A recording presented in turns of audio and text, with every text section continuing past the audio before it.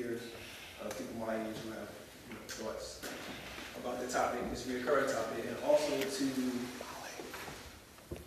kind of see what happens between us and people who are sitting with us, and what kind of conversation we can have to make some progress towards this topic.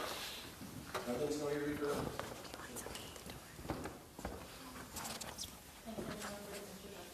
Oh, and I live on Mountain View. So let's just jump right in. So I pose this question to each of the panelists. So what does crime mean to you? Julie? To me, crime means well, obviously breaking the law. I think it goes deeper than that because you break the law every day without knowing about the speed limit or whatnot. So I think it's more serious than that.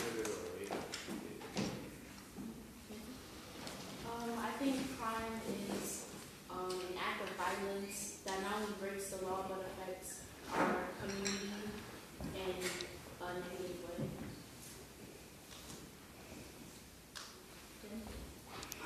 Crime is just breaking the law, doing something you're not supposed to.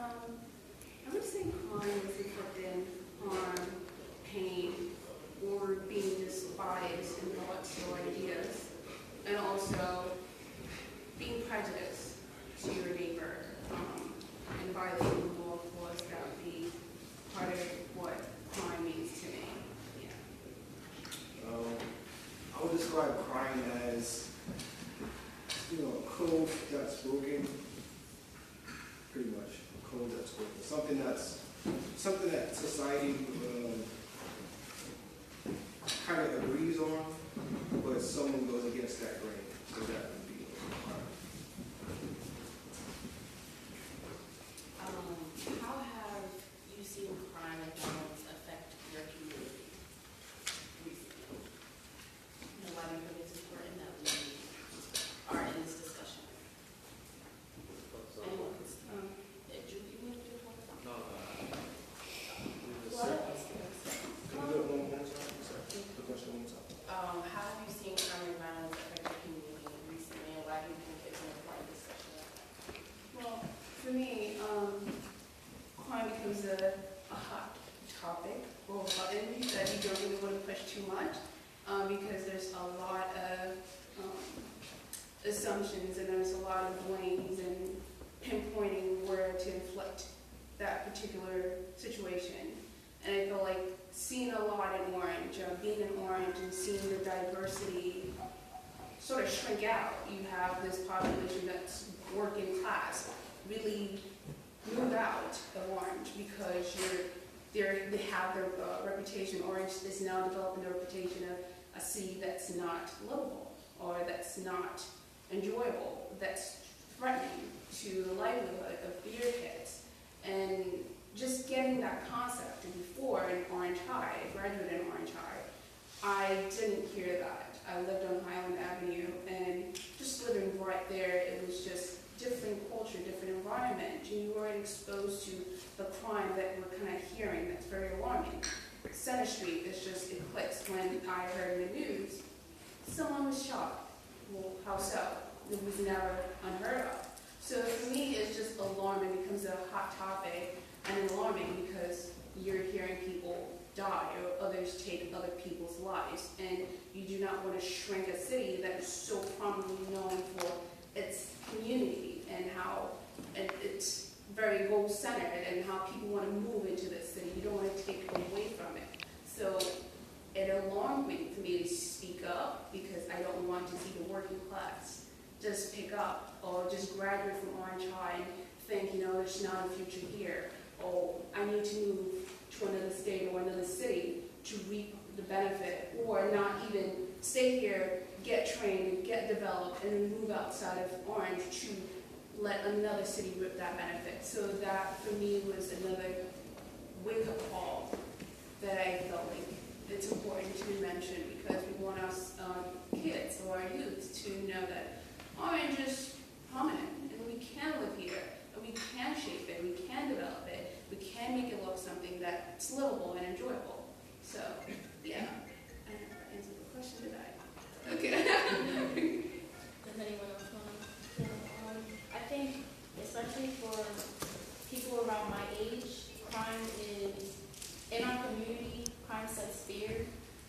because we live here and everything that we do is here. So when we hear that someone was shot or someone was mugged, raped in our city, in our living environment, or even crime in school, we're fearful of what may come, what would happen to us if we walked to school and and something that happened before could happen again. And it's like, I go to school every day with Julian and a lot of other kids that are, they're afraid of living here because of everything that they hear that is going on, or of everything not only they hear but they witness. And it's like crime is taking control of our city. I believe that crime has desensitized Orange because now even more children our age are getting locked up at probation, community service. They don't know the gravity of it because it's happened so much. It's oh, he got shot, he did this, I'm gonna go kill somebody. It's you're supposed to do it, it's Orange.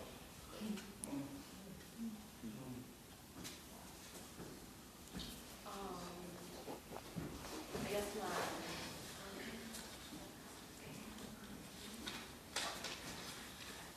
So what are some stereotypes of crime? Oh, only black people. Only black people.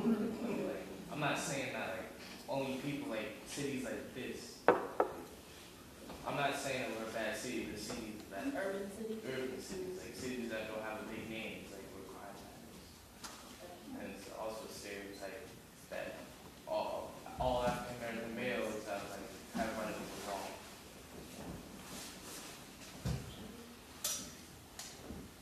Is crime gendered? Crime isn't gendered, but in today's society, I believe it is. Because I see more men getting locked up than women, even though crime is the same for everybody.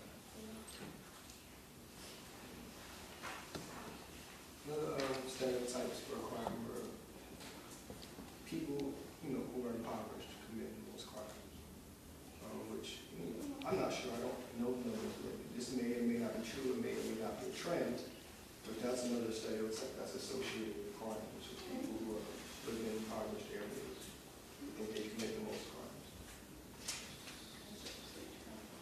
It is true. Yeah.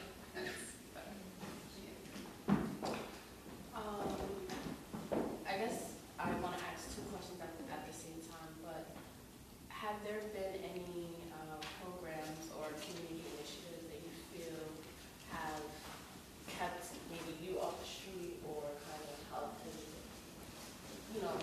crime and having it happen, or a place they go to that kind of or anything that you think can help some of the issues that we raised about stereotypes and profiling?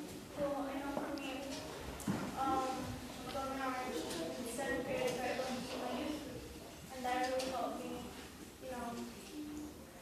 the only place you'll see me is either at church or at school. So, I tend not to hang out with people that are in the streets or commit crimes or anything. So I think that's a community thing that helped me understand. In your church, you see it on? Yes. I think football is my safe haven because I know people being affiliated, So when I started playing football, it's not like I cut them off. I was doing my priorities of training and winning. So I just took it off the streets for a whole 2 months sometimes. And now since football season's over, I'm trying to do wrestling because I don't go back to the time that I was. So outside of sports and church, are there any other organizations or clubs or groups that? Yeah, there's a DAP. What is it called? A DAP. A DAP? Yeah, it's a drug and alcohol abuse prevention team. So my feeling is drugs are bad, don't take them, but alcohol is used in moderation. So was that provided to you by Orange High School, Orange Preparatory, or is that something you found on your own? Something my brother did it, then I was asked to be in it. Was it through school? Did you get into it through school, or? Yeah. Yeah. So outside of school, is there any programs here in Orange that you can go to and say, hey, I want to sign up and be a part of this? I was in Otari. It's a group for at-risk team. I'm out there. Yeah, school. Like, I remember hearing, like, I've heard of some programs and like, clubs and different things like that to help kids stay on the street, but they're not like, I guess, publicized enough by our schools and like where we usually are. So like a lot of kids who are gang affiliated or they do things that are not appropriate, they don't know about it. And I think that there are like programs and like activities that we do, but it's not a long-term thing. I think it's like Teen Summit. Recently we had Teen Summit, like every year we have it.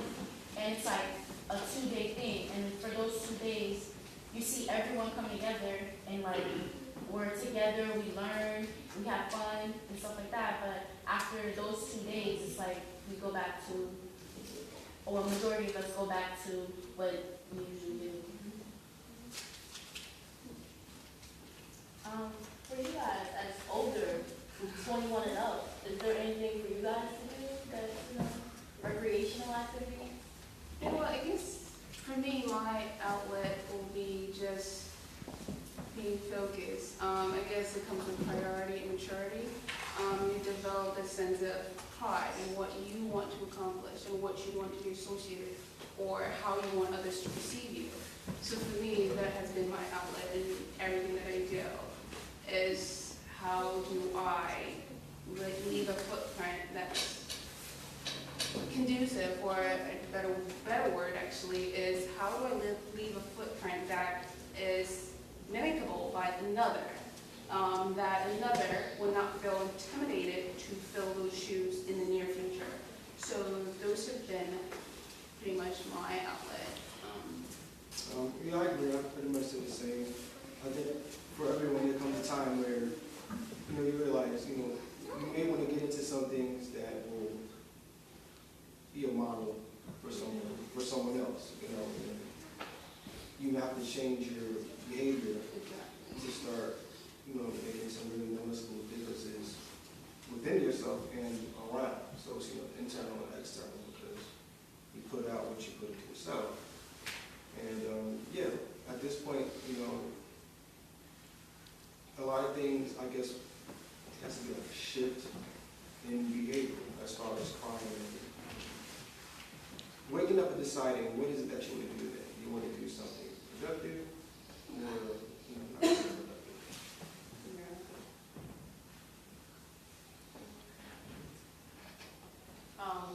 So as young people, why do you feel it's significant that we are the ones that are on the panel? Oh, That's because- true, man. Because we're the future. Because the eldest people, if the eldest people on this panel, they wouldn't be able to do much because they wouldn't have enough time. But we have all the time in the world. No. Okay. Yeah. Oh, I'm so sorry. No. No. We actually, I do, and I feel so terrible hearing that. I do volunteer and I do help out a lot, but it's just unfortunate that sometimes my commitment takes me outside of my city to volunteer, but I'm always engaged in the community, and I do not ever want you to feel that way, regardless if the older generations are now putting forth that effort in that particular city. They're doing it everywhere, wherever it is that they need to provide that help, they're doing that. But eventually, it's going to disservice if it's done. Let's say if a law is implemented in one city, that city picks it on to the next city, so it becomes a platform for everyone. It becomes a model for everyone to follow. So just don't worry about that. But to answer your question, I lost train of thought. Why is it important that young people lead a panel about crime in a city as opposed to? Yeah, I feel like, one, because we have a newfound perspective on crime and how it affects us as young teens, as young adults. For me, one, I do not want to hear someone dying, or someone took another person's life, or someone being deprived of anything. So I think just sharing that perspective and letting people know that it's not okay, it's not a norm. It shouldn't become culture, it shouldn't be something that we adapt to and say it's okay because it happens. No, it's not. So I feel like we need to, for me, speaking up now, tells the older adults to really get a sense of where we are. Like, we're not okay with everything that we see on TV. We're not saying we don't want to partake in activism. You know, we want to do that. We want to push that forward. So we don't want them to be just the only people speaking in terms of when it comes to things like that. So I think that's why. I feel like it's, I feel like it's important for us to be sitting here because it's time for the older generation to pass the torch.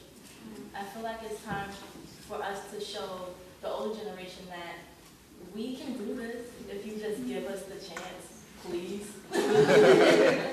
That's basically what I would say, please. Well, I think it's important to have a panel of young people because, you know, the people who are committing the most crime are our age. So if this would give us a chance to kind of get an inside perspective of why people our age are committing these crimes, because, you know, I think maybe people our age would know more than people your age why people our age are committing crimes. So it's like an inside peek, you know, you get, you know, like a behind the scenes kind of scene at why we were doing what we're doing. And also because I think we know best the solution towards, you know, making some sort of change. And that, I think that starts with figuring out what is giving young people the impression that they are out of options to commit crimes. So why do they feel like they are up against the wall? You know, why are they feeling like my last option is to really, you know, go get X amount of this and do this with it? You know, when there are tons of different, you know, ways and avenues to get the things that we want as young people. I mean, really all young people really ask for, you know, just a little bit of stability and an opportunity to be productive. I don't think anyone really goes out with the intention of being savage day to day. So I think if people our age can actually see and discover some alternatives towards getting the things that they want to get, that would definitely be the key. Just figuring out, you know, am I really against the wall? You know, is this really my option? What else is there that I can do? And I think that goes back to it's a lot of psychology involved in all when it comes to things that people are fed on a daily basis, and how visible are the opportunities that are actually available, and are there opportunities actually available? I'm pretty sure there are, but you know, again, how visible are they? So I think having a panel of young people definitely it takes charge. It takes charge because it's a more of a proactive kind of take. You know, it's like we're not going to sit around and watch the things happen now. We have to actually figure it out among ourselves. What are our options, pretty much? What are our options? And I just sorry. Thanks, Patricia. I just wanted to keep on the rise. We're so glad you're here. You need to believe about the president of the congregation that's hosting this meeting. And we're gonna call people in the back, might like to come up because there are plenty of seats in the front. Please come sit. Come sit.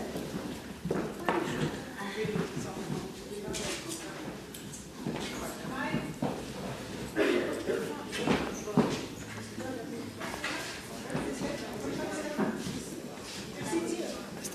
I've never met his son.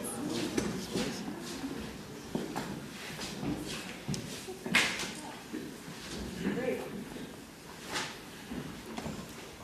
If I may interject, I think you made a point about kids our age are committing crime, and I do want to emphasize that we don't want to stigmatize or whatever it is. It's fine that you said that, but I'm very particular about assumptions or stigmatizing another age, race, or gender, whatever it may be, or how you may classify it. But I feel like it's more pronounced when kids actually commit the offense than older adults because it's expected, right? So what is now being publicized is the Black youth committing a crime. It's not necessarily the kids that are our age that are committing a crime. It's everyone that's committing a crime. But what is choose to be educated or publicized to the community is that age group. And I do want to shift your mind off that teens commit crimes because it's not teens. Teens model what they see in their communities. They model their role models. They model the individuals that are in that vicinity that you're physically seeing. So if I am visualizing Joe Schmo on the corner doing X, Y, and Z 24/7, I'm gonna start investigating because kids are very curious. Why does Joe Schmo at that corner every day? I would start emulating what Joe Schmo is doing and practically, eventually get a sense of what Joe Schmo is doing, and then I become Joe Schmo. So it's not the kids who are committing the crime, it's people, the environment, and the culture which they see practically every day and what is being told to them by the news, what's been reported, crime, the highlight of the day, crime, abuse. A lot of that negativity is what they're stemming from, and that's what is being processed. So, it's not, I don't want to attack you, but I just wanted to point that out because I'm for the youth, and I don't want the youth to feel here, especially since we have youth here, for them to think that, no, they're committing a crime. They're not.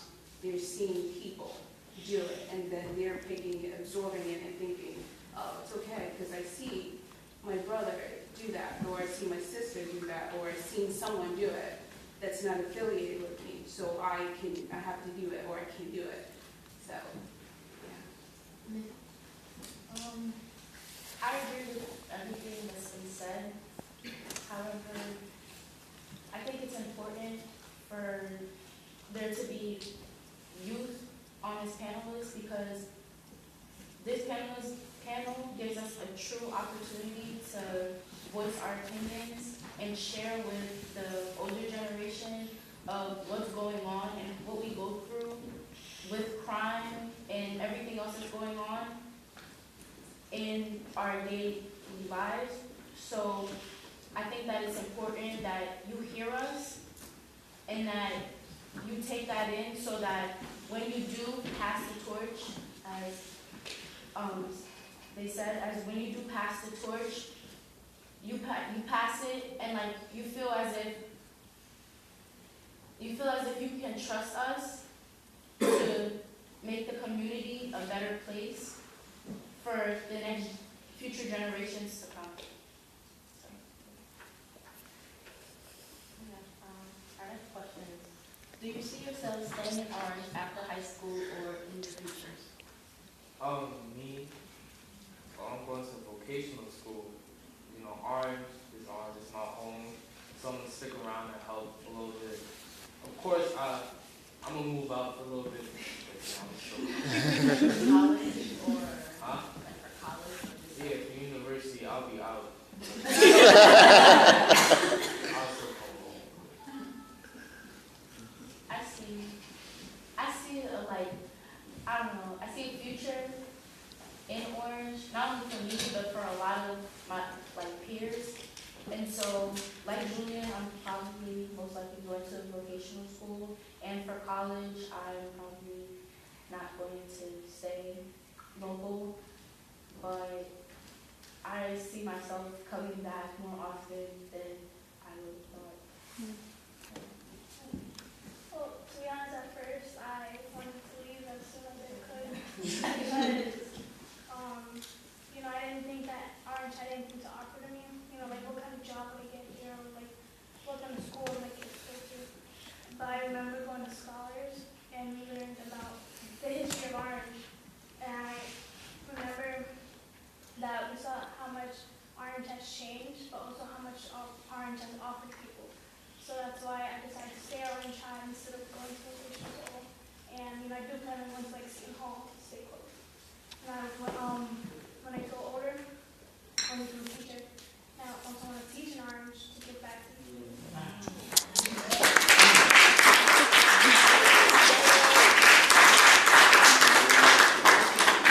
So for me personally, I've always lived here, except for those 2 years I moved out and came back. I went to elementary school here, and then I went to Catholic school.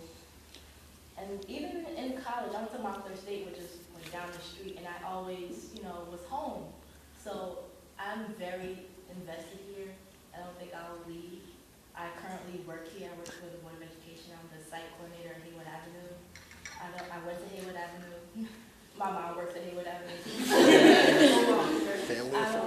I don't think I'm leaving. There's so much changing in Orange, and I want to stick around for it. So I'll be here.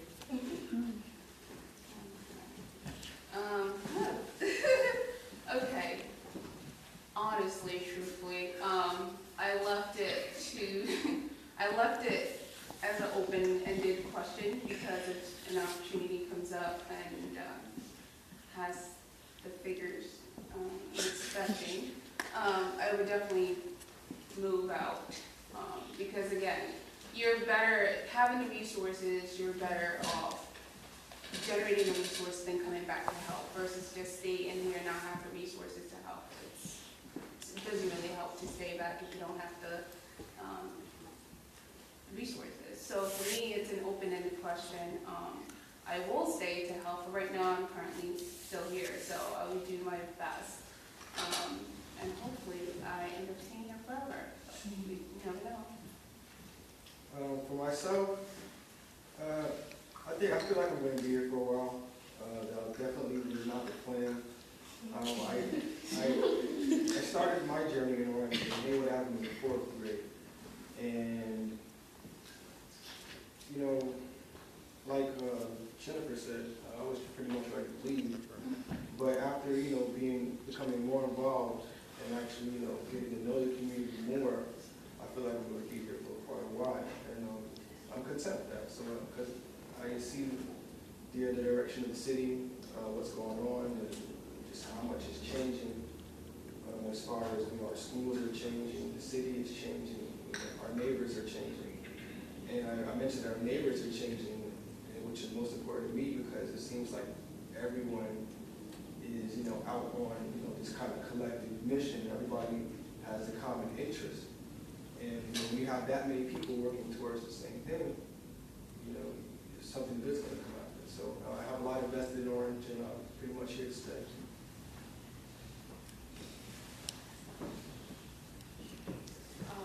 Next question. Who are your role models? And do you have any kind of locally that you kind of go to when you have an issue or you feel like you don't feel safe or how your success in school or anything? I feel very safe. I have no problem because I know that I know what I'm doing and do what I have to do. I won't be caught in the crime or what's going on. My role model would be, I wouldn't say myself because I also do a lot what my brother is because he does a lot of things. Yeah. He wrestles, soccer. He's really involved in the community. He does a lot of things. I wouldn't say I have one particular role model because I think I just like people like everyone that I see around me. I take a little piece from everyone. So like my teacher, Mr. Brooks, he could be my role model. One of you guys could be my role model. Anyone sitting here could be my role model because everyone has something to offer. So when I see people doing good, then I take from whatever they're doing and I try to apply that to myself so I can do good too. I would say like definitely school staff. You know, they teach in Orange because they live in Orange, we spend a certain time here with kids. So I know that I can come to them, and we can really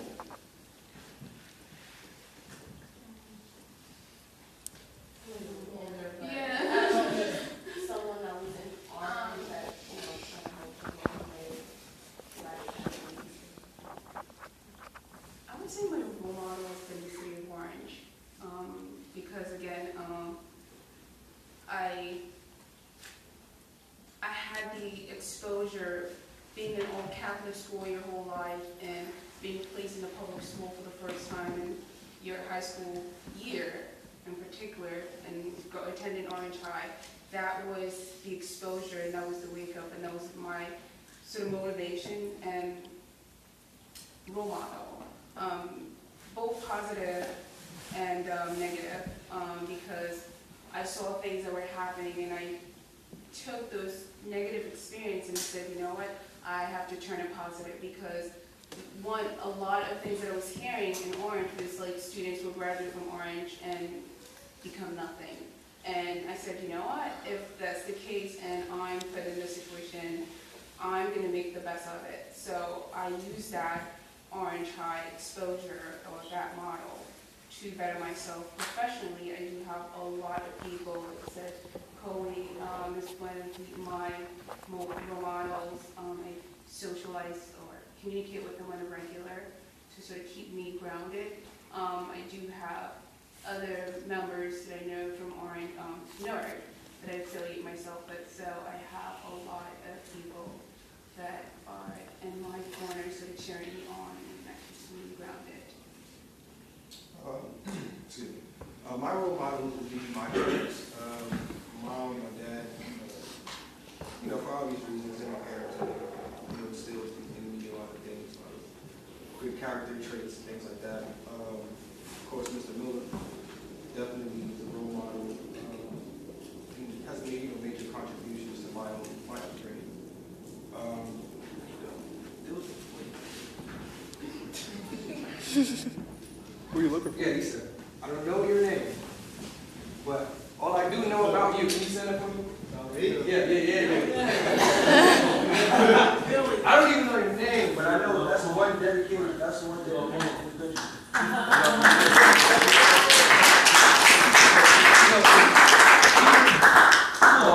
Well, brother, my name is William Haskell. They call me Billy Lawrence. So I'm a district leader on my board.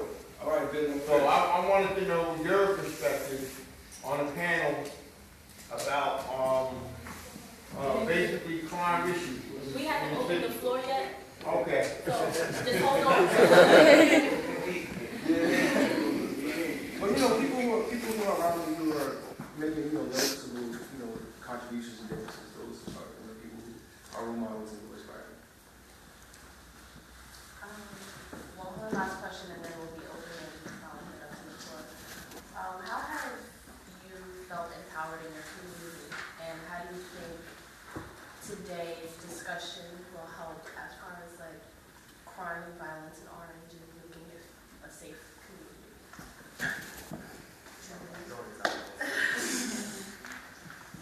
Well, I think this panel will like open people's eyes and ears, and most importantly, their hearts to help Orange as a community.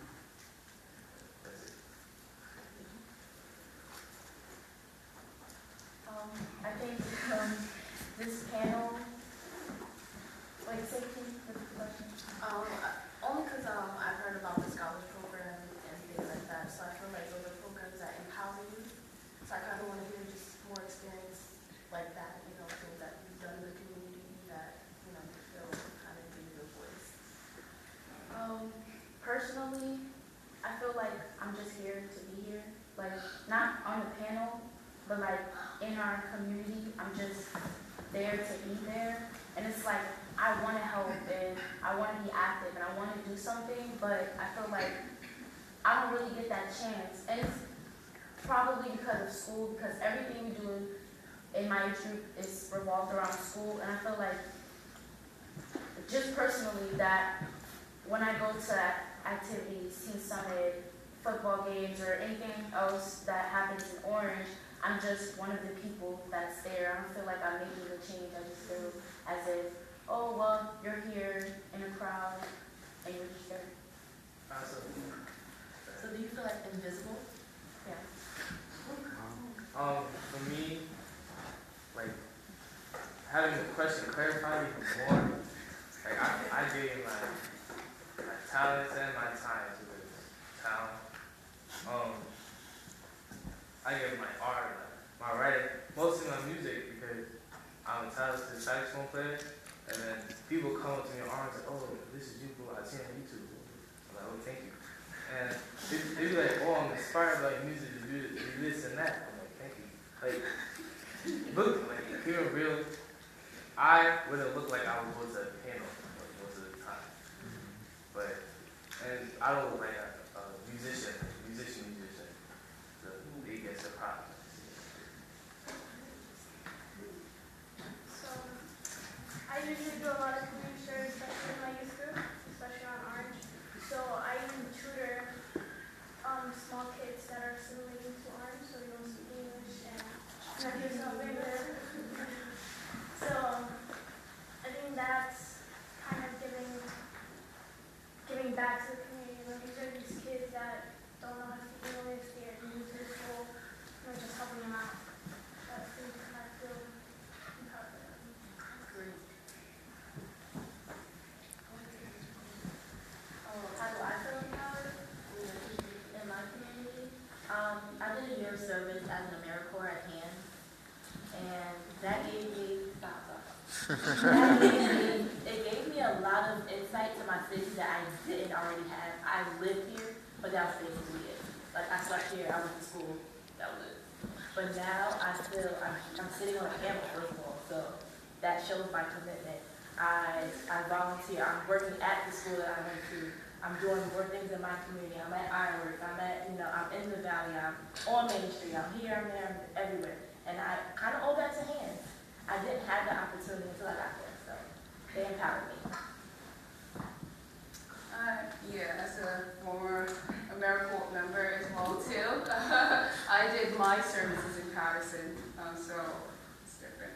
Fortunately, darn.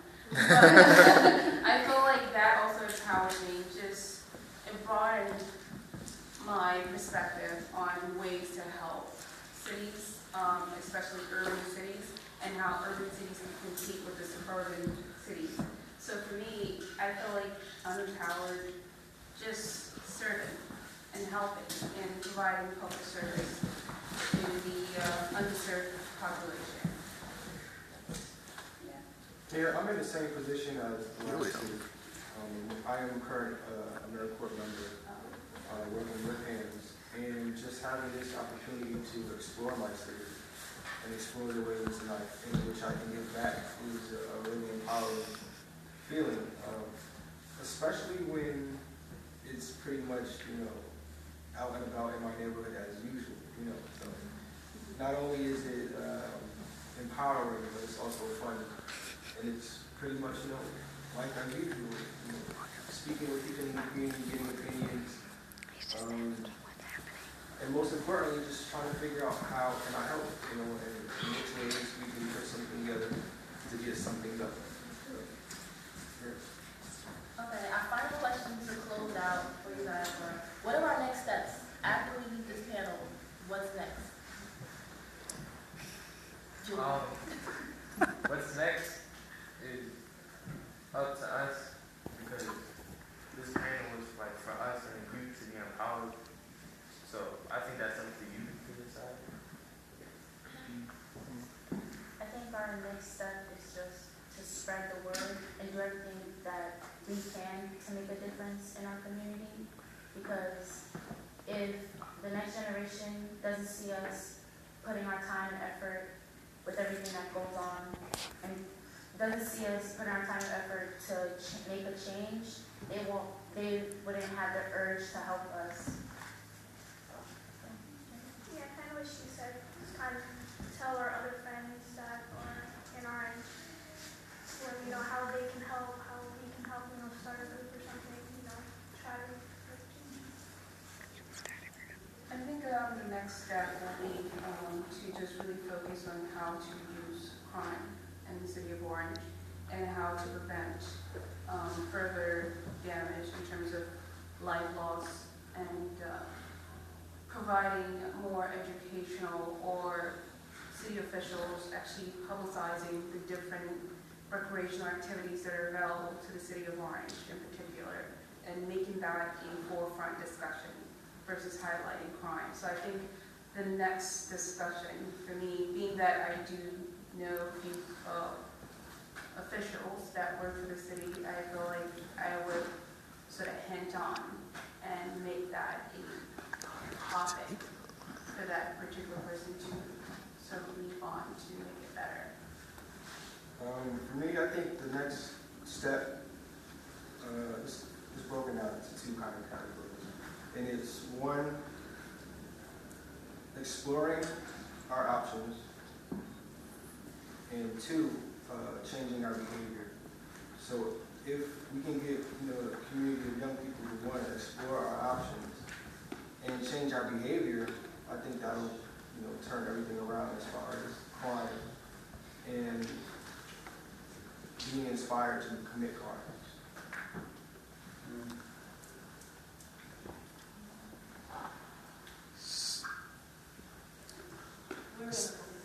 So yeah, we're gonna open it up to questions from the audience. You've been sitting for about 45 minutes listening. And oh yeah, but please can we give it up for our panel?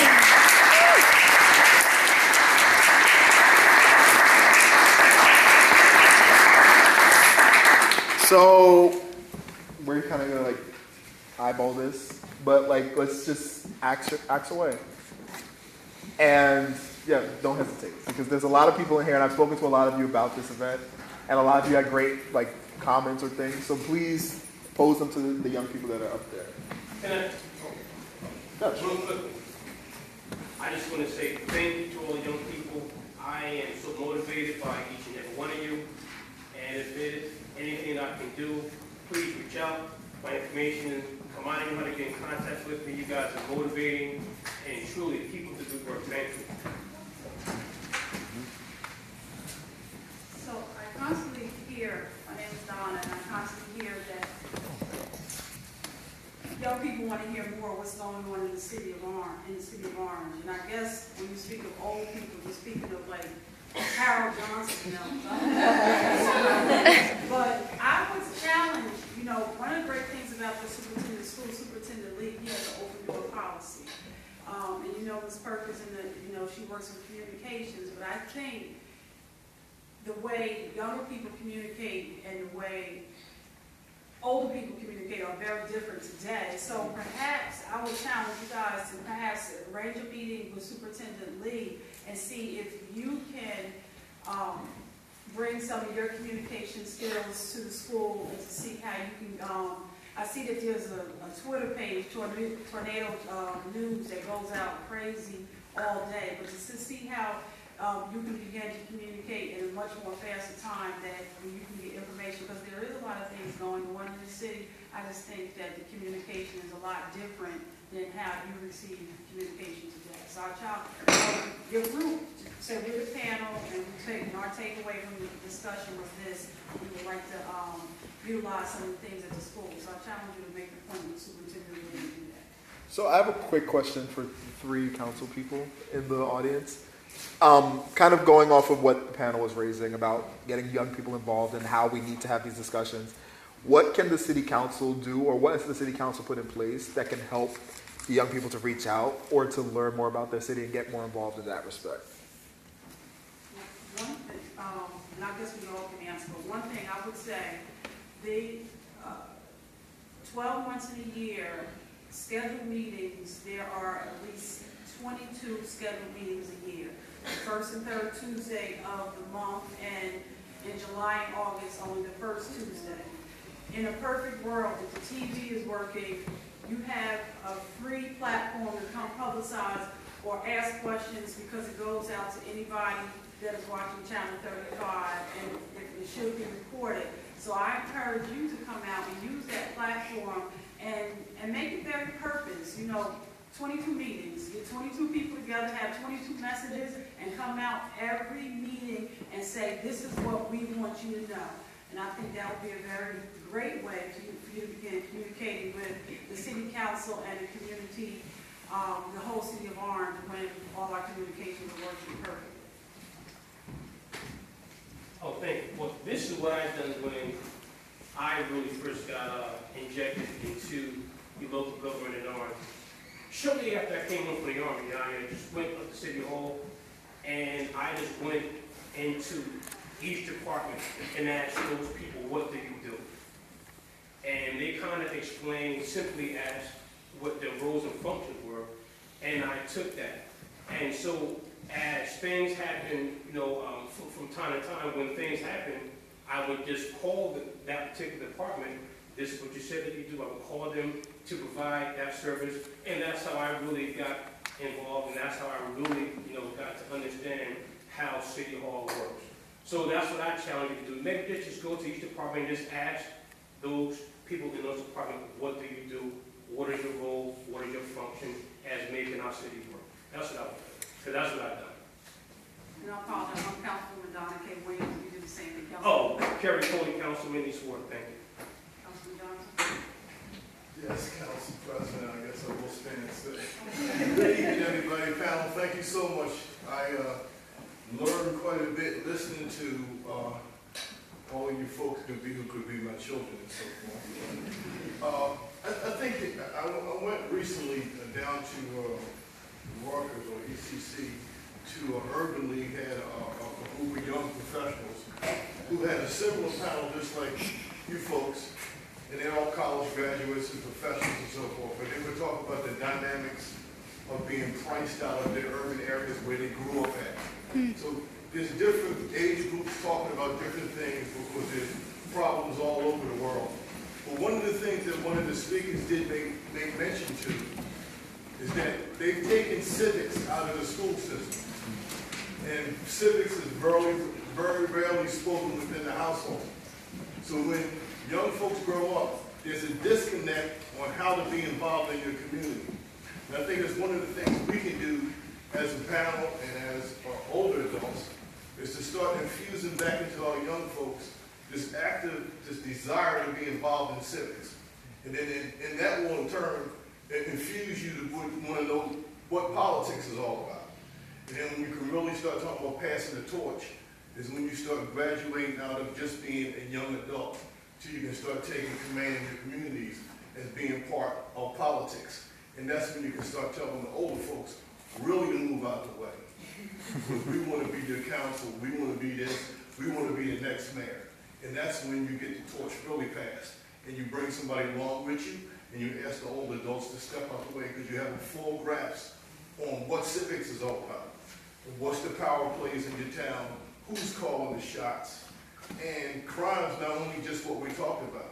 Crime affects all of us in our urban area, and it drives the price of home ownership, insurance, all those things in banking, all those, they don't call it redlining anymore, but the carjackers and all that stuff affects your parents on how much it costs to live in Orange, right? Thank you.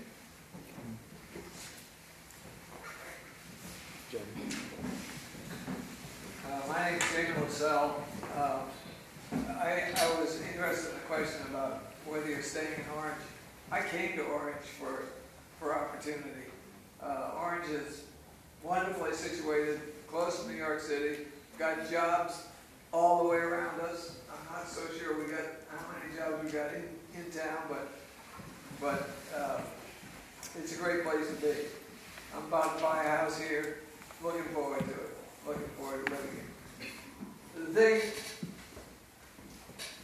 Mr. Johnson, right? play the harmonica, I'm Mr. Jones. You're Mr. Jones. And don't ask me to, because I will. The thing he started to touch on was economics.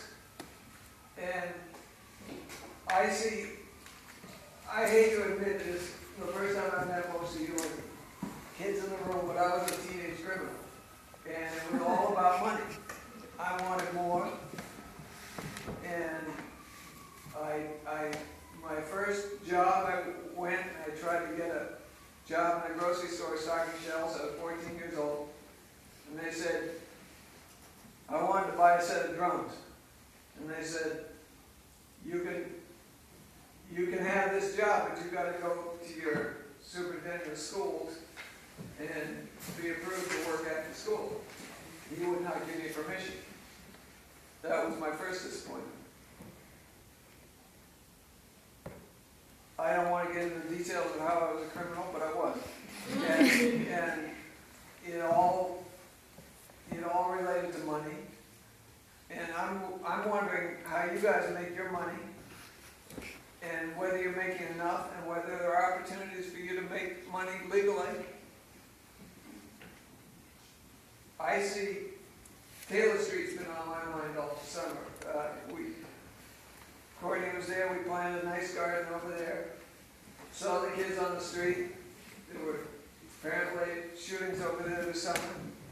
I heard there was a kid murdered. I don't know if that's true or not, but there's some rumors to go around town.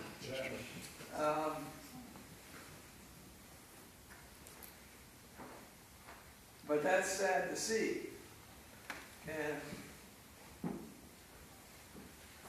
I'm wondering, it finally struck me the other day. I was over there talking to my contractor, and it struck me that those kids are doing the same thing I was trying to do at that age, was learn business. I want to learn, and I see Taylor Street as being our business. I see that's where our entrepreneurial youth are going. And it's one way to learn capitalism. It's a great education if you live through it. But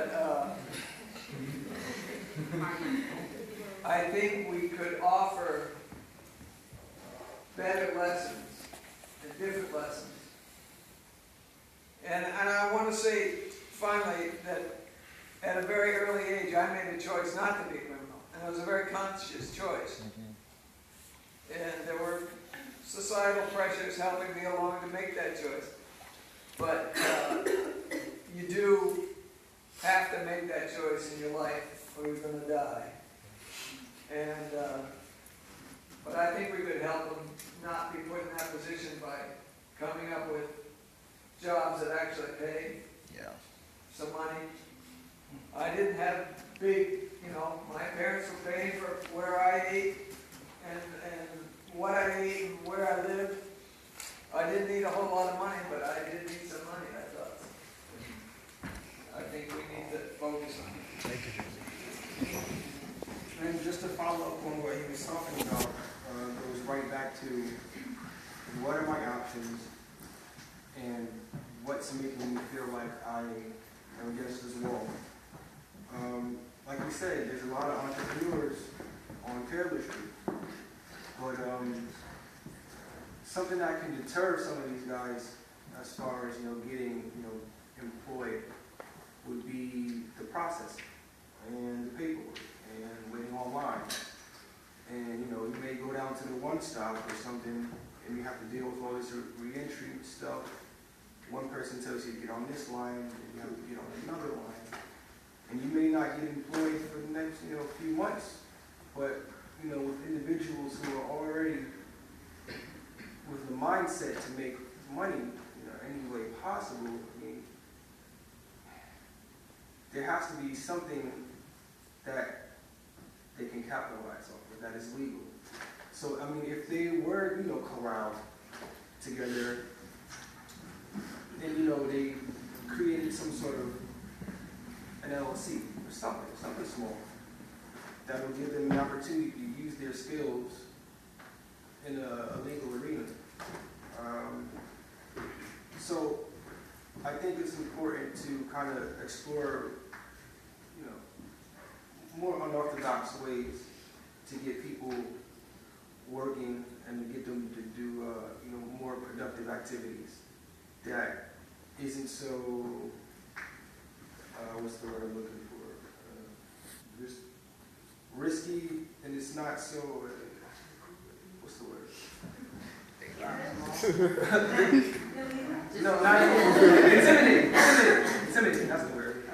Because when you walk into, you know, one stop or something and you see just the commotion and you have to endure all this, you know, some people do, some people don't.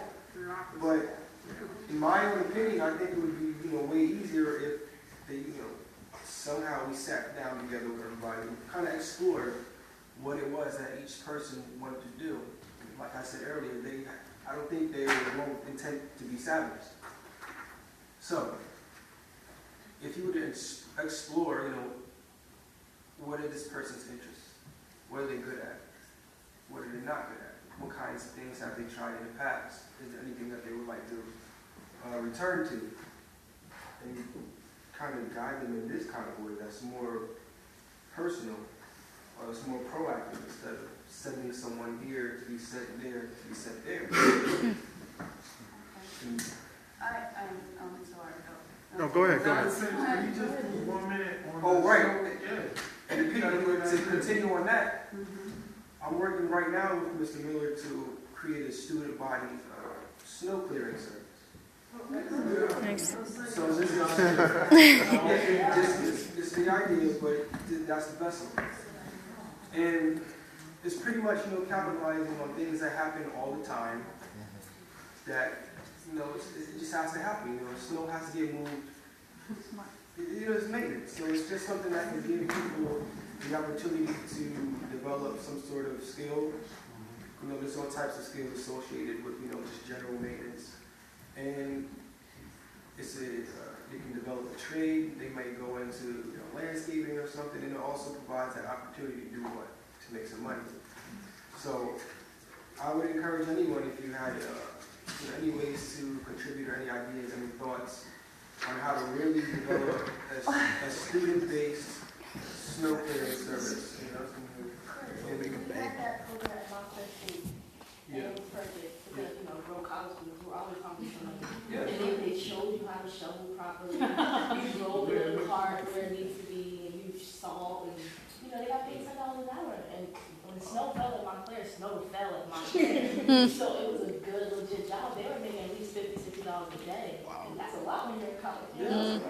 So if there's just things that happen around us all the time, and it's a constant, where it can be turned into a permanent position or a permanent kind of a program, you know, and that's just snow. You know? Cleaning bases to the spring. Right, you know, turn it into a spring cleaning kind of service, something like that. It just opens up so many more different kinds of possibilities. What you said is landscaping. Right, It's not business. landscaping. You know, they may want to create their own, you know, landscaping bid, you know. We already know they can do it. They already have the drive to kind of start an organization. They have the, you know, the organizational skills. You know, we have communication skills. We have just that drive, you know. So that, again, exploring options and, you know, realizing that we are not out of options as far as in the legal. Okay.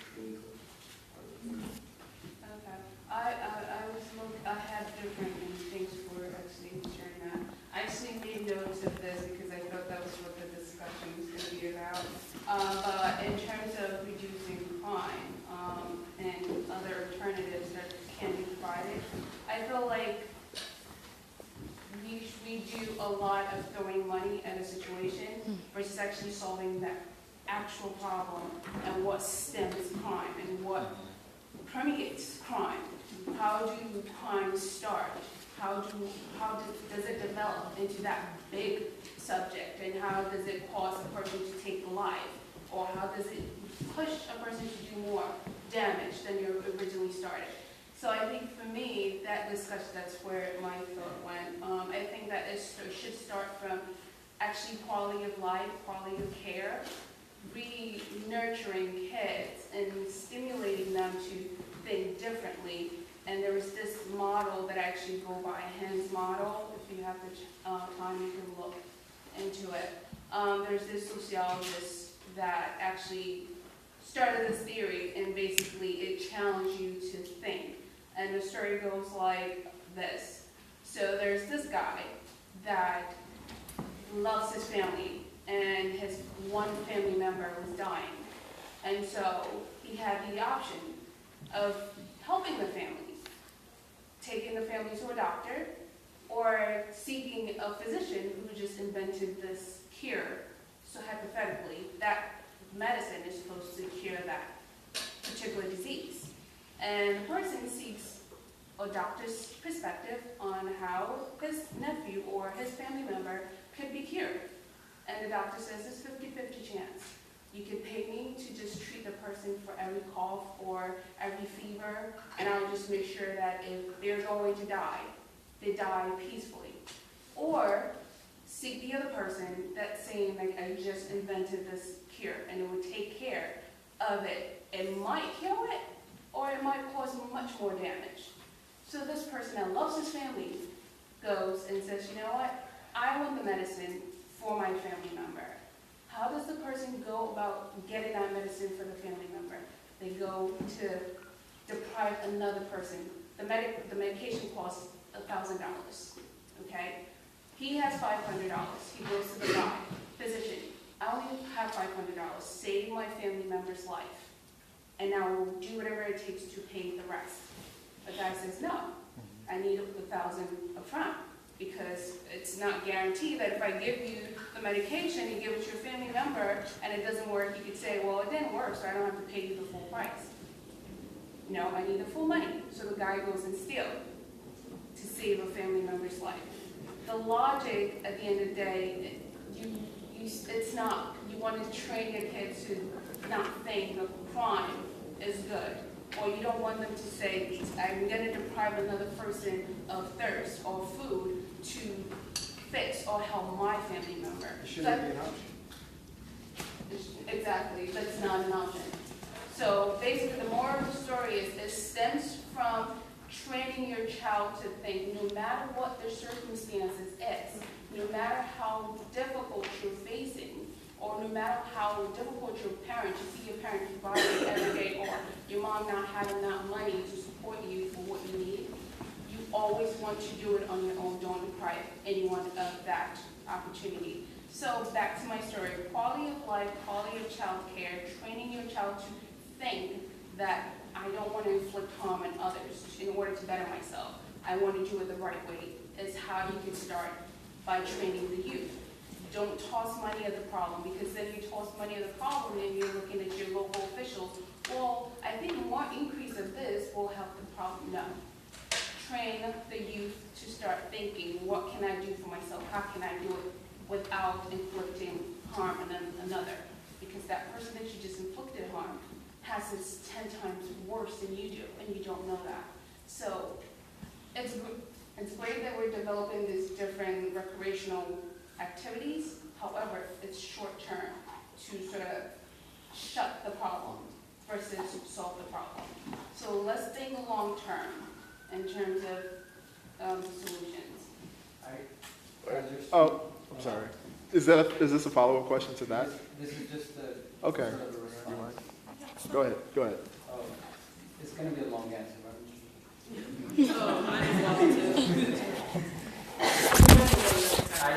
I think you're right, but I think that at the same time, the enthusiasm that a young individual has needs a channel, and it cannot be blocked. Because if somehow we stop the enthusiasm, like I have a great idea to do something for the community, right?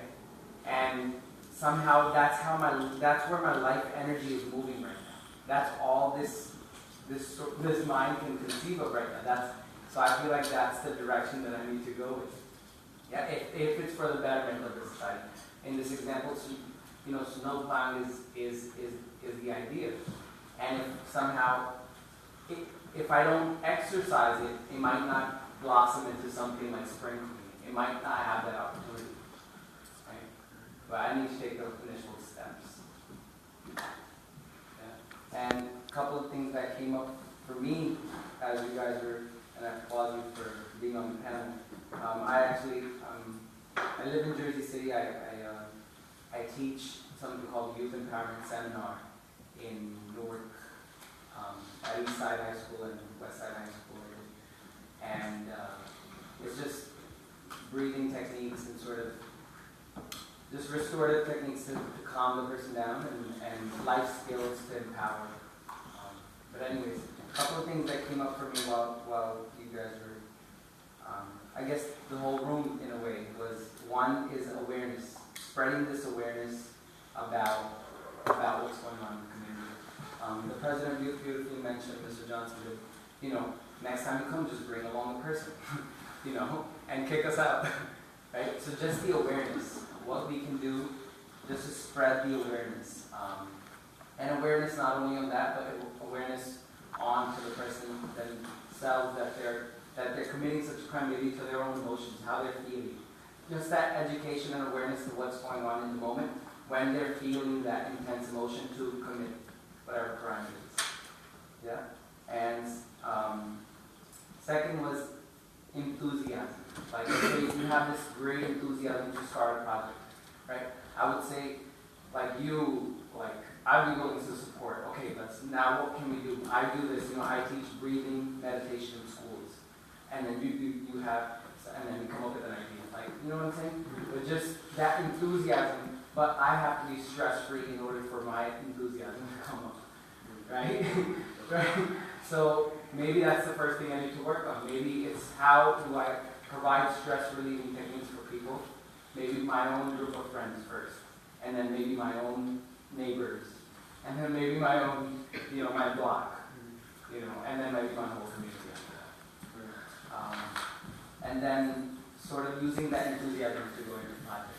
Like creating pockets of projects. Maybe that's a huge project that you want to get like 10 or 15 people behind. Maybe she has a huge project. Maybe you have a project, you have a project. And then we're all doing this to uplift the awareness in the community and commitment. Because we can talk about it and then but commitment, really the quality of commitment is come what may, I'm going to continue. Whether I feel good or I feel not so good. Come what may, I'm going to get through it. I'm going to continue. So that's sort of what I got, and I really applaud you guys. Those are some really good points. Awareness, enthusiasm, and commitment. Those are definitely, that's what puts something together. Mm-hmm. That's what drives something, anything, as a collective. So, I'm just thinking of, in what ways can we enhance enthusiasm, increase awareness, and stick to commitments. So I think that's something that maybe after. Yeah, there's so many ways.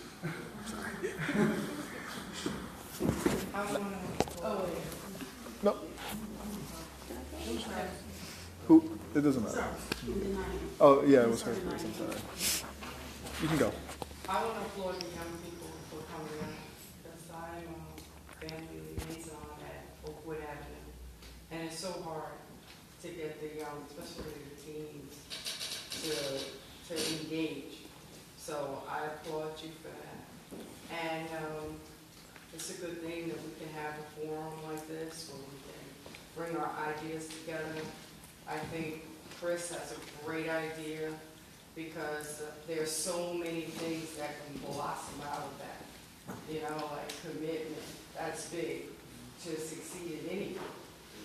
So I think that you should definitely champion on that. But I would like to offer those that are interested, of the teens right here on the panel, Oakwood is going to begin a project where we're going to mentor and tutor the the students at Oakwood. And one of the groups that we're trying to target are teens from Orange. And so I don't know if you're in the middle school, the two, all three of you are in the middle school? You're in the high school, and you want to be a teacher. So there will be some incentives, like a certificate, merit. You know, you'll be exposed to different staff members that might help you on your road to education, you know, teaching. And if either of you are interested, and I know you said about being invisible and you want to make a difference, sometimes if you can mentor someone else, because we have kindergarten through 7th grade, and you might be just the answer to some kid that's struggling and can't see their way. So nothing better than another young person that they can relate to rather than me, you know, to help them along. So I'd like to extend that invitation to you if you're interested. And I'd be happy to get your information if you're interested in doing something like that so you can have a voice. You know, shouldn't be invisible. You definitely seem like you all have talent that, you know, that we love to share. Hi, I'm Naima. I'm also a resident of Orange. I went to Cleveland Street and then I went to Orange Middle, and I didn't go to high school there, but I have lived, Orange has been my address my whole life. And it's really been interesting to come home after each experience being away from Orange. So first it was going to high school in Inglewood, which is in Bergen County, and comparing the amount of resources students had there compared to what they had in Orange, and then going to college in Massachusetts and coming home and just seeing how much Orange has changed, but Orange hasn't changed. And I live over on Hawthorne Street, which is close to State Street, and my whole life, that corridor has always been a hotbed of activity. Like every summer, you know something is going to go down either on Cleveland Street or Day Street or Washington, Thomas Boulevard. You never know. And it's kind of like people, now looking at it, I'm like, oh wow, I never realized that I grew up kind of just in the middle of it, and you know the local people who are on the corner. And after a while, like, you know, I know they commit crimes, but at the same time, I look at them as people. Like, I don't just see them as a crime statistic. Like, I still walk by, say hello, they know who I am, we shake hands, and like, it's just this acknowledgement and this respect of dignity. And I think what gets lost when we talk about crime in Orange is that they're still people. Like, these are all still someone's brother, sister, mother, father, brother, sister, cousin. Like, this is still someone. And they didn't just wake up and choose this life. Like, there was a series of decisions that were made. And I'm wondering, I'm just listening to all this, I'm like, where do we interrupt that? Like, there was a documentary on PBS a couple years ago about the interrupters in Chicago, and it really was taking community members, former gang members, or anyone, and they were learning mediation skills and deep breathing techniques, how to diffuse a situation, and they were building relationships and helping people avoid that life-changing decision where they choose to resolve a problem of crime or violence. Because you can de-escalate it, but do we have those tools? It's not always about calling the police, because police might get there after the fact, but if there are community people who are trained in these type of techniques, what would that look like? I'm just wondering, and I'm just thinking about it because I work now out in Morristown, and Orange still has a stigma. Like, I'm out there in the suburbs, and people still have this stigma attached to urban areas and forget that there are people like me, you, everyone in here who's doing something with their life, and it's just really frustrating for me. And it's like, there are moments where I'm just like, ugh, I'm tired of it, just like people having these negative perceptions of our community when we're here. Like, Orange is still going. Orange did not fall apart. It did not just like burn to the ground. Like, it's still here. Like, okay, they put 280 right through the middle, and now they're supposedly helping rebuild it, but you know, you can't just rebuild a city in 2 years.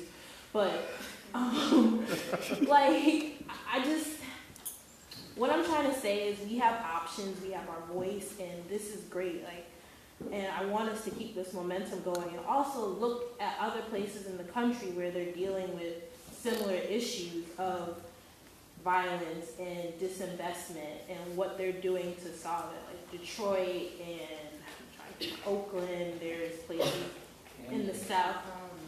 Yeah, like there are places, like what are the non-traditional methods where it's putting community members in charge of the change? Like we don't always have to look to the outside to fix our problems, because they're outside. Yeah. Donna. Yeah, they can see. Just wanted to say to Pete that I was walking around town with a reporter, Robert Sullivan, and he came up to us and smiled beautifully. And he felt so welcome to the city by you that he was so impressed by your spirit and had a great smile that he, when he wrote an article that's in the New York Times Magazine, he quoted you. So I just don't want you to feel invisible, because Robert Sullivan really saw you. You really touched him.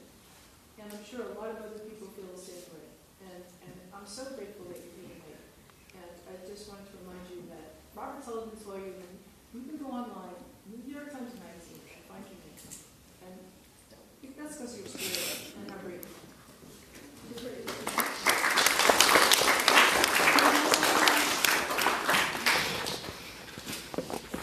So I just wanted to respond, and I was going to piggyback on what Principal Love just said. It's funny you said that, and there's a saying, each one reach one. Now, Billy rode home with me tonight, and I said, if you ride home with me, you got to come by here first. He had no idea that it was going to say this about him.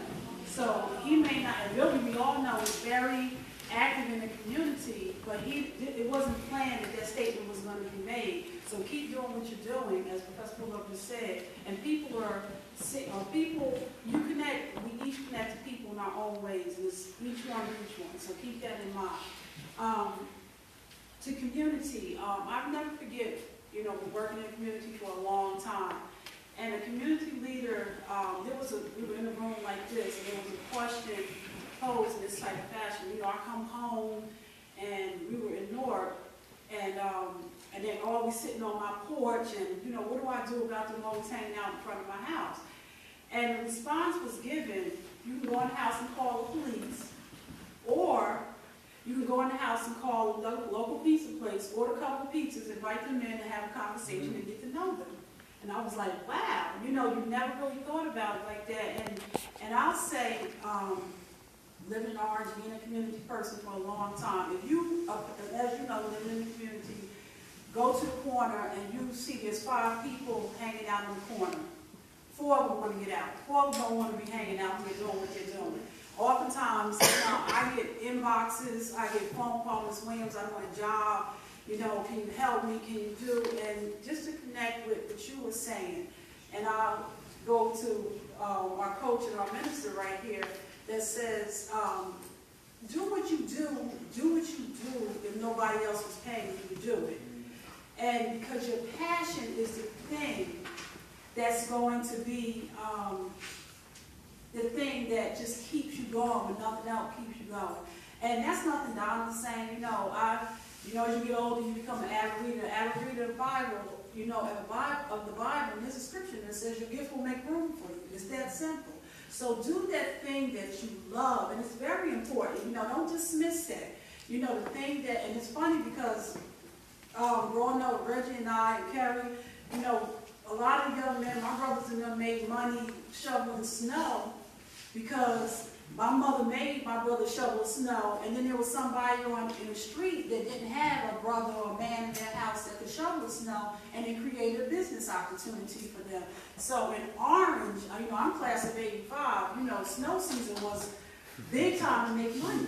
And so it's amazing right now how I can just, come out my house and nobody's asking me, Donna, can I shovel you, take all the snow off your car? I work in New York City, as the gentleman just said. I live on Central Place and work in New York City, and I leave out of Brick Church. The parking lot right across from ShopRite has about 120 spaces. My car sits there from anywhere from 8 to 12 hours a day. And I said to the owner of the parking lot, do you realize that if you said to me, Don, it costs X amount to park here a day, but if you give me $10 on this day, you'll come back and your car will be washed and everything. That would be such a great time saver for me. Everybody, and you can do that probably with everybody's car that's sitting there. So there are a lot of opportunities in this community just because so many, the vocational skills, if you will, people are not painting houses, people are not raking yards and things like that. So there's a lot of opportunities to be made. We just have to get together as Reggie, you're doing right now to do these opportunities. It's real simple. I know Jeff, a kid that I went to school with, we couldn't get the snow out of here fast enough. Last year we were trying to write a proposal. You know, give somebody $50, just have them clean the street out. And you know, sometimes we make it very, very, we just getting too involved in it and just instead of doing it and getting our streets and our cities clean. But it's really simple. And I think Nike is pointing, just do it, you know.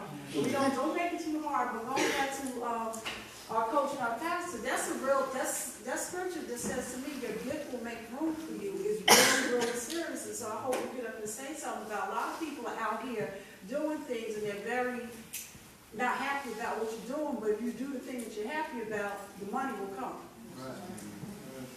And community reinvestment boards, they even do it in New York, but I know down south in Atlanta, the elected officials can't do anything without going by the community reinvestment board in their community. So the community has to have a say-so on most legislation that happens in the community. And that's because a lot of communities, and they have it in New York too, reinvestment boards, that you have to run it by the people that live there before any action is taken.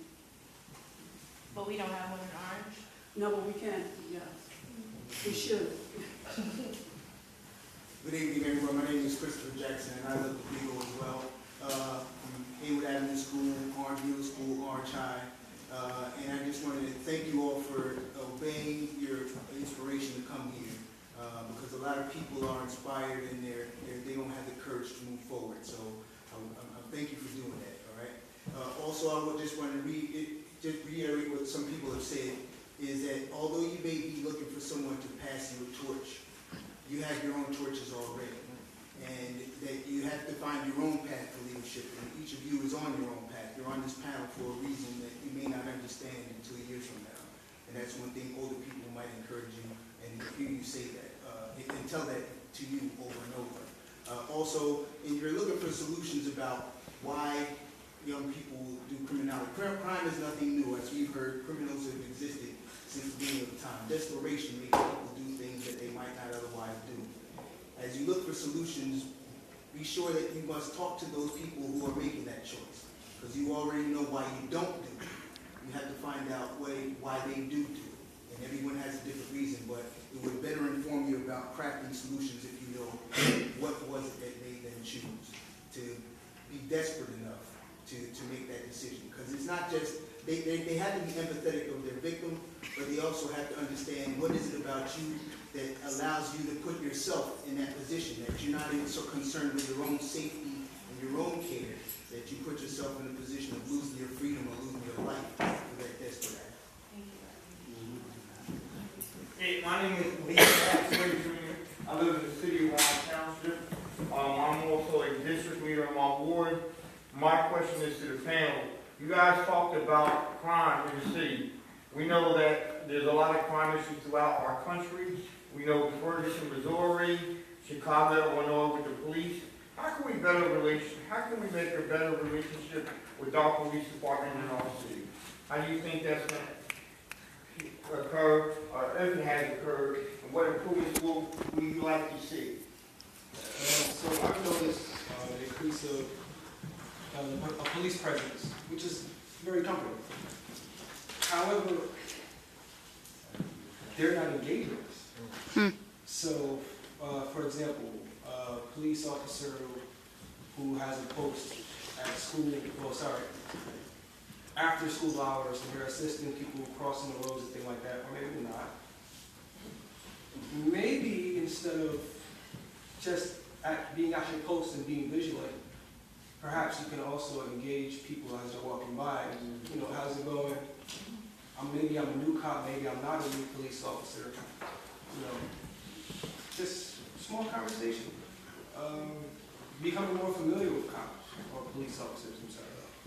I think if there was definitely, if police officers maybe were more approachable, or if they made that initial contact, because you know it's 2015. I don't think a lot of people are going to make initial contact with police officers unless they really have to.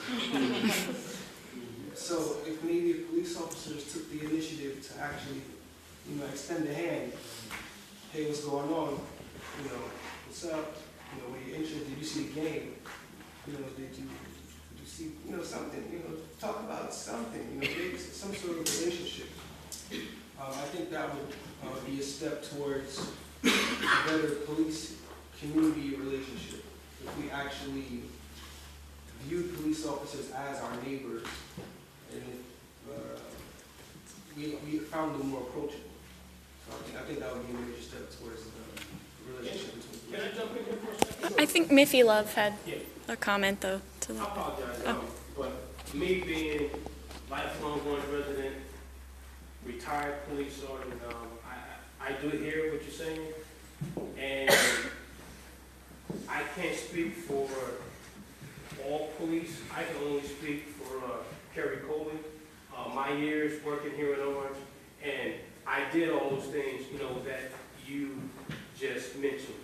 And this is why I have always been an advocate that the police should be hired from the communities in which we serve. We should not have people from other communities coming in and telling us what to do. And this is why Orange should, you know, we should go out and recruit people. So I did that over the years. And when the police announcement comes out, that's something that young people should really, in this town, should really, you know, take an interest to. Because if you do not take an interest to get those applications, fill those applications out, take the test, you know, and get placed on the civil service list, then guess what? Somebody else will. And then that somebody else will not be as friendly to you as someone else from here. So it's like a double-edged sword. So over the years, what I have personally done, I haven't done it the last 2 testing cycles, but what I used to do over the years when the applications came out, I used to make copies of those applications and pass them out. But now everything is electronic. So all the applications, you have to do them online now. So I hear you. So I think that as a city, when those test announcements are announced in the future, that we have to do a better job at advertising, letting young folks know that the jobs are available. And in the same time, young people just have to position themselves, you know, to take advantage of those opportunities when they come. You know, just make sure that your license is good. You know, try and stay on top of your credit. You know, and we all know about drugs. The first thing you want to do is be given a drug test. So when the opportunities come, you do not want to disqualify yourself by not having these things in order. But I do hear you, and that is a good question. Thank you. I think that there should be a relationship between the youth, people in our community, and police officers, because in our society in 2015, like it's advertised that we should be afraid of cops because of everything that's going on. And I feel like there should be a relationship, there should be a professional relationship between cops and residents of Orange. Ms. Sachs. So, yeah, I just want to mention that we have 10 minutes, so Ms. Sachs and Mr. Miller, And then I'm going to end with one quick question to the panel. And if you have any other questions, you can talk to them afterwards. I don't want to keep people longer than 2 hours. Okay, I have a few things to say. I'm a school nurse at Orange County. I think I've had 5 of you as my kids, and I live at 400 Central Avenue. At the summit, we had a panel Friday night, and the students developed an action plan, and Mr. Lee is working with us on this action plan. And I don't know if you remember what we said, but I don't recall everything. But one of them was to increase tutoring, or have more tutoring for SATs and more academic tutoring and parallel academic tutoring. And also to increase safety in the community, and also to change the relationship with the police and other municipal people. And these things are working on. Also at the summit we had a workshop. Kamani did it, and it was a workshop on being cool to be smart. And that's what really we have to focus on in Orange. That's being cool to be smart. And it's true though, because kids, I believe, who get involved in crime aren't doing so well academically. So there are choices to get involved in crime because that's their opportunity to make money. But if we make it cool in Orange to be smart, so kids will do well academically, and then go on to college, and then come back and live here, kids can work in the city, kids can work in different communities. The kids can live here and have their kids go to schools in Orange because they care about the community. But it's all a matter of making it a great place to live, a great place to have an education. And that depends on a paradigm shift in the way we look at our education. And also, I'm sorry, I'm thinking of all these things at once. So, and the other thing I also want to say is, with regards to what Councilman Kohler said, and about the relationship with police, I think there has to be change in the way kids think of police, and it's affected by what's going on in the world. But I had this idea that we could maybe bring cookies to the police department and the fire department, just to show appreciation, because we always expect things from the police, but what do we really give back? What do we show? How do we show kindness to everything they do for us? And that I think is important. I think we're going to try to do that at Orange Prep. And I think the students at cheerleaders are going to do that as well. The other thing is there's so many wonderful things going on in Orange. There's Hands Inc., there's mass consumption, there's Valley Arts. Orange, I can't tell you how many things I know about and I try to be involved in. But everything is sort of going on, but there's not so much that works together. And that I think we really have to make an effort to get everything to work together, because this is really a great place and there's so many wonderful things. And there is crime and there's all these other things, but we have to really essentially be positive. And that's really what's going on Tompkins Street. Everything's really fabulous. And the other thing is safe spaces. We have to change the community. We have to have safe spaces, I believe. Wider sidewalks, lighted sidewalks, just things that make it safer for kids. Because how many times I hear kids saying they go home and they stay home and parents don't let them out of their houses because it's not safe. But we have to really try to functionally make it safer, as well as to make it safer to decrease crime by having it, as I said, if it's better, if academically kids are more positive and are more successful, then there'll be less crime as well. So it's all a cycle and it all works together. So I'm just trying to say these things, and I really care about our kids.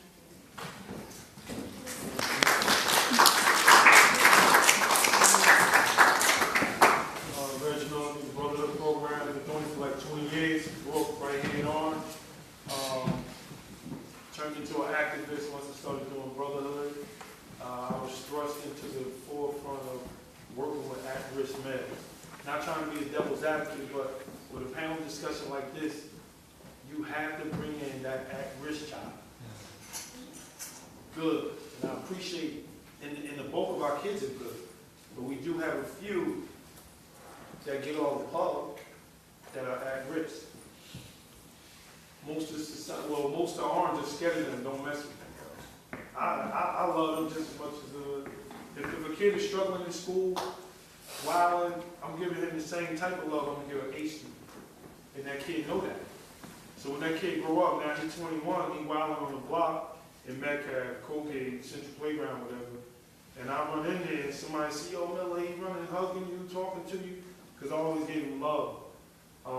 I think the adults have to buy in first to tell the truth. And a lot of times, the adults in orange are transient. The ones that's doing a good job, they're here for a minute, they're out. And we don't have sustainability of people that's, we ain't talking political, I ain't talking police, well, I'm just talking people living that's from here. Have to stick the course, because Martin Luther King said you don't have to have your PhD to serve. You don't have to be the top person to be the best orator and all that stuff. Look, I'm a simple guy. I'm just a truth teller, and I love to tell the truth. I don't know nothing else, especially when I teach my boys or talk to adults.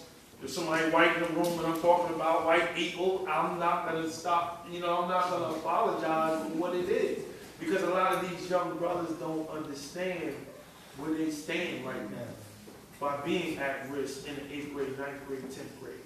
You know what I mean? So, it is hard, but I appreciate what y'all doing, but we have to make them a part of that discussion also. And the last, but I have one last point. I just wanted to respond to that because when we were planning the panel, this is something that came up, and we didn't really know how to reach me out. Yeah, so next, because this was just something that we were thinking about how to get their voices. No, I'm just talking about and this is actually one of my questions I was going to throw to the panel. How do we get them here next time? Because when we were talking about this in planning, we were like, we don't want them to feel uncomfortable. And we don't want other people, and this is just, we were just thinking about in reality, we don't want them to feel like other people in the crowd were judging them. So that was just one thing that we were thinking about. Teens can read the truth from adults. They know who playing, they know who real, and they can hate about nothing, I love that dude, da. So the last thing I want to say, because there's so much I could say, but we do have to leave. Talking about, you said the media and stuff earlier, and how it plays a role in how young people think, especially young men, especially at-risk young men, who we deem to be the ones that's going to be the issues as they get a little older. You see that. I have a friend of mine who works for ABC, and we constantly battle because I don't understand how the news, the first 5 minutes, first 5 minutes, 3 out of the 5 days a week, it's a black guy in surveillance, a black guy in mugshot, a black guy running from something.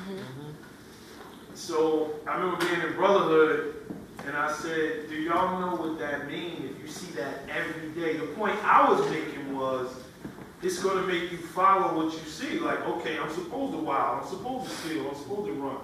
But this one young guy said something so profound. He said, Miller, that's teaching me that in the tri-state, a white man hasn't done nothing wrong. I'm like, whoa, that's deep. So we have to teach our young men that we can't always believe what we see. We have to teach them that, television, I talk about that stuff a lot, but we have to be critical on what we see and how we act for ourselves. We have to be critical on what I teach them, because I don't want to give them anything that's going to get them in trouble or big trouble, things like that. Like my brother, the police officer, grew up and carried all the cops. So I got a different perspective on police. I got both sides.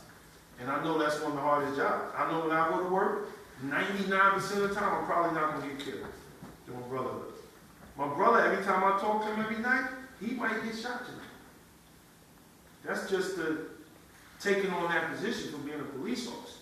And I think a lot of civilians don't look at that perspective of being a police officer. But I just look at society and say the adults have to buy in first. It's a few. We got Sean here, we got Kerry, we got Don. We got a few adults here, and it should be 100. Period.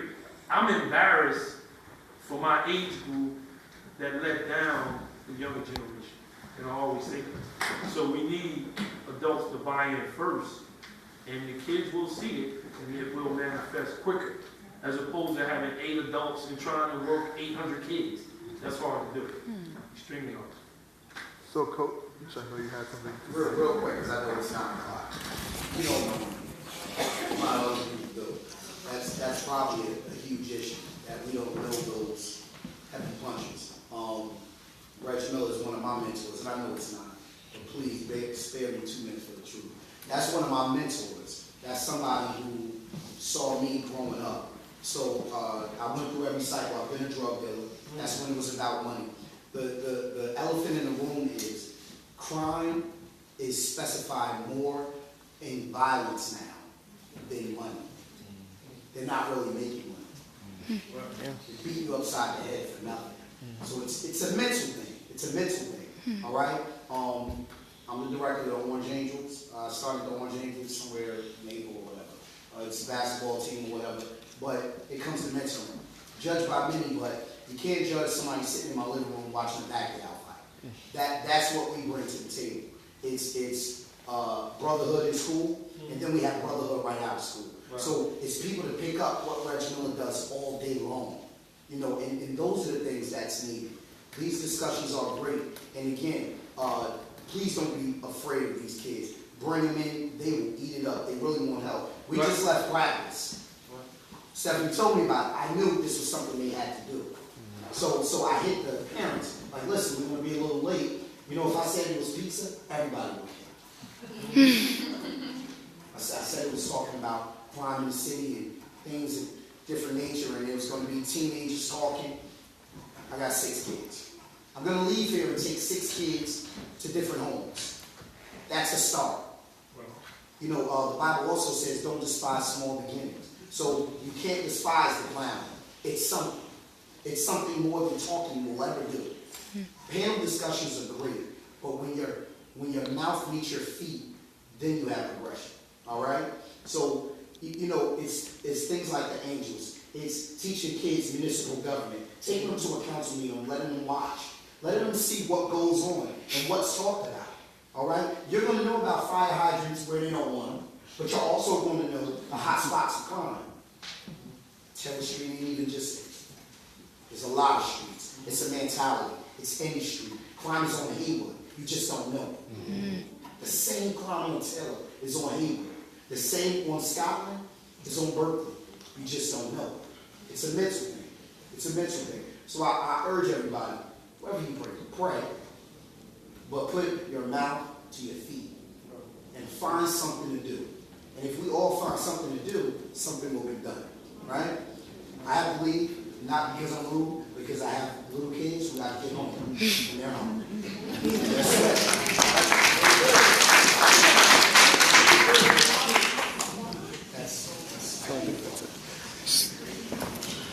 So I just want to give it up for our panel one more time. And thank you all for staying late and serve and share your opinions. Thank you all for coming out. I really appreciate this. They really appreciate this. We're going to try to upload the Periscope on YouTube so that you can share with anyone that wasn't here so that they can see the conversation that went on and contribute in that. We continue to move this forward because we're trying to have this every fall and spring. So we'll be having another follow-up in the spring with a similar topic. So thank you all for coming out. Get home safe. Put it on the page. I will. I'll put the link on the page. And I'll send it out to whoever wants it. So thank you all again. Have a good night.